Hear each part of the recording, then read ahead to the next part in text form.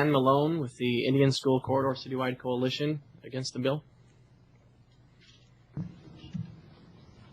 I need to know what the Indian... I'm going to tell you. Okay. Good evening, Mr. Chairman, committee members. I did send you all... Oh, sorry, no one ever hears me. Okay, I did send you all an email previously in the week for the Tuesday's presentation about how I feel about this. First, I would like to say who I am, and that will lead to who this organization is. I told you my name is Ann Malone. I have been married to my college sweetheart for 32 years. We have 7 children and have our own small business that employs 6 people. As entrepreneurs, we provide to our employees before we take benefits for ourselves. As a result of this, my husband and I have no pension plan. And even though I'm supposed to be home getting dinner on the table, I am here to defend PRS. So alphabet soup. I know I get it wrong every time. Anyway, I do that because of my contact with law enforcement in this organization that I started. 3 years ago, I had a convicted felon living behind the wall of my house for several months. It's a long, ugly story. But the result of it was police were doing nothing, but I think police are good, blah, blah, blah, blah, blah. Now, 3.5 years later, me going door to door, there are 53,000 households, not individuals, households, and nearly 700 businesses in the city of Phoenix who have united behind this principle known in New York City, which is where I'm from, of broken windows.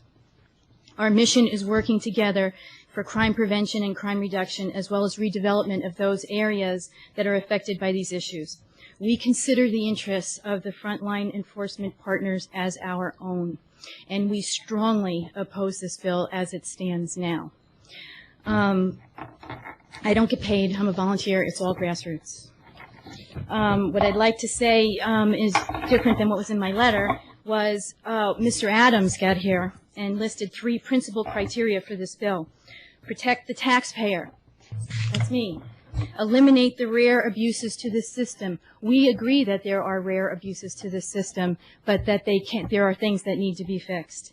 Protect the rank and file employees, and in my case, this means police.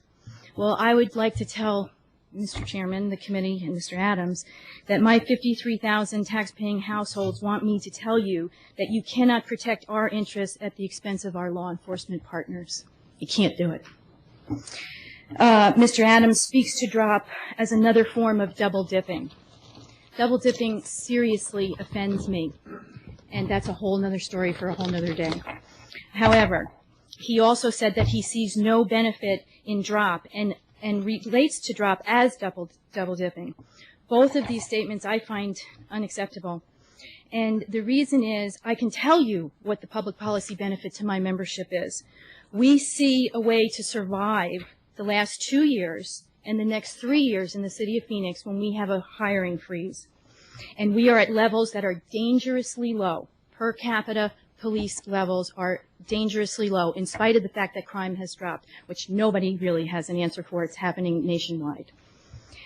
We also see, when we look at drop, our road-weary, experienced warriors who agree to stay on 5 more years for their salary only. That is not double dipping. For their salary only, as their pension benefits are on hold. Mr. Adams asks about making hard choices. I ask you today, which is the harder choice? To rush through this process, weighing in the balance the taxpayers' interests that are somewhat imaginary. Even the gentleman from the Tax Research Association is talking about a public perception as if we are uneducated or cannot be educated to the realities of this. We trust you to speak the truth to us. When you do, we know it. And I don't like to be told that you have to legislate on perceptions because we don't understand something. What is harder? That decision that Mr. Adams is putting in front of you, or an officer's decision to stay on the street the last 3 years of his drop program to protect us, when he knows every day his shift could mean protecting our families at the expense of his, protecting our lives at the expense of his. And you want to rush through this process? I beg you, don't do it. I would suggest that without drop, the remaining 3-year hiring freeze in Phoenix, we, the taxpayers, will suffer as a result of Mr. Adams' hard choices. The membership of this organization, again, over 53,000 taxpayers and businesses who produce taxes and pay taxes, we want you to vote no on this bill as it is and order continued discussion with stakeholders and their citizen partners. We all know a solution must be found, but it is not this bill as it stands. We can bring you evidence on drop and alternative formulas of COLAs that make sense for all of us. There is evidence to indicate that in a number of systems in other states, the presence of drop provisions does not necessarily add to the actuarial cost of the system. We believe that we have the right to present this evidence and that you have the duty to hear it as our representatives. And we want you to do that before you rush to judgment.